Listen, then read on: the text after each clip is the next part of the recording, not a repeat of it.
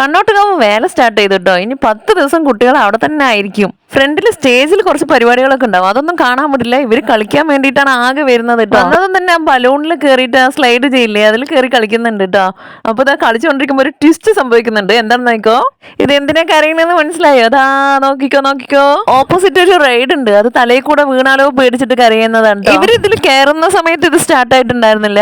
ഇവര് കയറി കുറെ നേരം കളിച്ച ശേഷം അത് സ്റ്റാർട്ട് ചെയ്തത്. അതിന്റെ സൗണ്ട് കേട്ടിട്ട് പേടിച്ചിട്ട് അത് തലയിൽ കൂടെ വീഴുമ്പോഴാണ് കരയുന്നത്.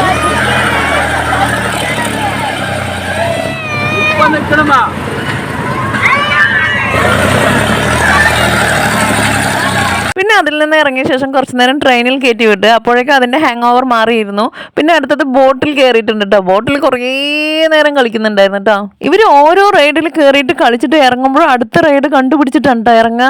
എന്നിട്ട് ഇവര് അതായത് ആ ഗ്യാപ്പൊന്നും കൊടുക്കില്ല. അവര് ഇറങ്ങുന്നത് തന്നെ അതാ ഇനി അതിൽ കയറാ, അങ്ങനത്തെ ഒരു ഇതിലാണ് കേട്ടോ. എവിടെയെങ്കിലും പോയാൽ മാക്സിമം സംഭവങ്ങൾ ഉപയോഗിക്കും, ഒന്നും വേസ്റ്റ് ആക്കില്ല. അങ്ങനത്തെ ഒരു ഗുണമുണ്ട് എന്തായാലും. വേലയ്ക്ക് വന്നതാണ്. പിന്നെ ഐസ്ക്രീം കഴിക്കാതെ എങ്ങനെ പോവാല്ലേ? അപ്പൊ ഐസ്ക്രീം ഒക്കെ കഴിക്കുന്നുണ്ട്. കുറച്ച് ആറ്റിറ്റ്യൂഡ് ഒക്കെ ഇടാൻ നോക്കി, ഒത്തില്ല, സാരല്ല പോട്ടെ. എല്ലാം ചേർത്ത് സബക്കുട്ടി ആറ്റിറ്റ്യൂഡ് ഇട്ടിട്ടുണ്ട്. കണ്ട എന്തോ ഒരു കോലം നോക്കി ഐസ്ക്രീം കഴിച്ചതിന്റെ.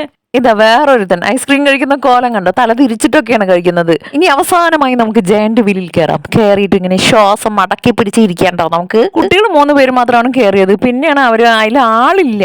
അപ്പോൾ ഓപ്പോസിറ്റ് കുറച്ച് വെയിറ്റിന് വേണ്ടിയിട്ട് ഞങ്ങളും കൂടി കയറിയതാണ്. കഷ്ടപ്പെട്ട് ചിരിക്കുകയാണ് കേട്ടോ, കാരണം എനിക്ക് ചിരിക്കാനൊന്നും കിട്ടുന്നില്ല പേടിച്ചിട്ട്. വേറൊരാൾ നോക്ക്, സബക്കുട്ടി നോക്കിയിരിക്കണേ. സബക്കുട്ടി പറയുന്നുണ്ട് കേട്ടോ, മേലെ പോകുമ്പോ എന്റെ വയറ് കിക്കിളി ആവണം, ഇപ്പൊ എന്റെ വയറ് പിടിക്കുന്നൊക്കെ പറയുന്നുണ്ട്.